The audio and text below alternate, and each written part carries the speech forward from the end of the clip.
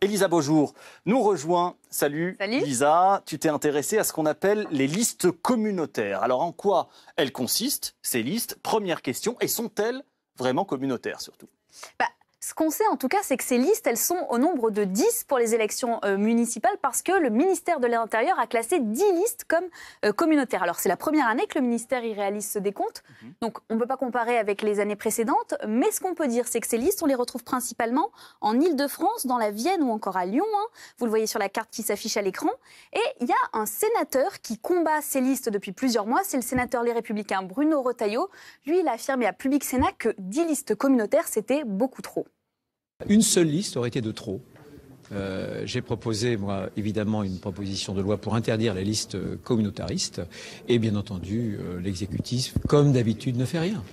Parce qu'il prend peur. Bon, alors, il faut quand même remettre les choses dans leur contexte. 10 listes, c'est pas non plus énorme quand on regarde toutes les listes qui ont été déposées pour les municipales. Il faut savoir qu'en France, il y a environ 20 000 listes qui ont été déposées. Et donc, ces 10 listes qui sont dites communautaires, elles sont majoritairement portées par un parti qui s'appelle l'UDMF, c'est l'Union des démocrates musulmans français. Un parti qui avait déjà déposé des listes pour les élections européennes de 2019 et qui avait obtenu 0,13% des voix. Et donc nous, on s'est intéressé à ces candidats de l'UDMF et à leur programme, déjà pour voir en quoi il consistait leur programme et pour voir si on pouvait réellement qualifier ces listes de communautaires. Une liste communautaire, c'est une liste qui défend les intérêts d'une partie seulement des citoyens et pas de tous. Alors, est-ce que c'est le cas de l'UDMF, l'Union des démocrates musulmans français? Pour le savoir, nous avons suivi Fatia Bento pendant sa campagne municipale. Elle est tête de liste UDMF à Nanterre. Le problème qu'il y a, c'est qu'on est tellement stigmatisés, on est les mal aimés. Déjà le mot musulman au début, ça va un peu... Au début, c'est sûr que ça peut étonner. Ça va étonner parce que musulmans, on va dire, ça y est, c'est communautaire. On n'est pas communautaire. C'est la société qui a fait de nous des communautaires. On accepte tout le monde, c'est écrit. On l'écrit en plus. On le dit, on l'écrit. Alors pourquoi se revendiquer en tant que musulman? Pour taper fort. Musulmans, islamistes, terroristes, il y en a marre. On est français, on a notre religion. Je suis française, musulmane, quoi. C'est pas une tare. Les représentants de l'UDMF rejettent donc en bloc l'adjectif communautaire et assurent que leur programme concerne tous les Français et pas seulement les musulmans. Regardez, dans notre programme, dans toutes les régions où on pose un programme, on ne parle pas de religion, on parle pas de mosquée, on ne parle pas de halal, on parle de rien du tout. En fait, nous, on est là pour les citoyens, seulement les citoyens.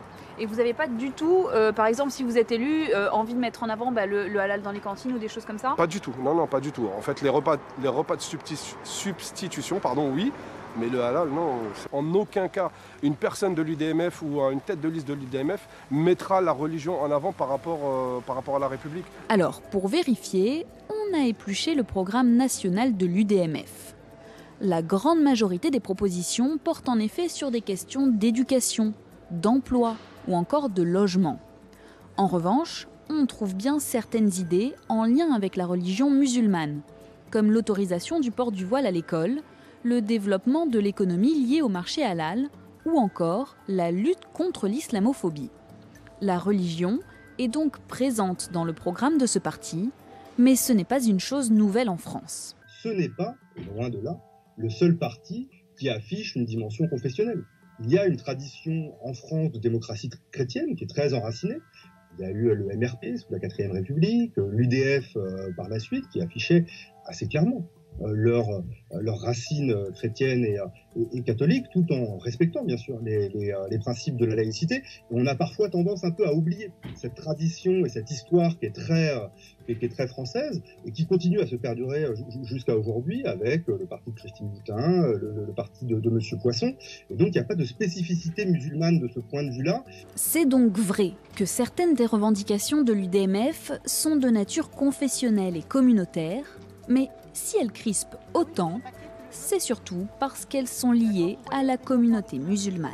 Lisez-le et le 15 mars, votez. C'est important.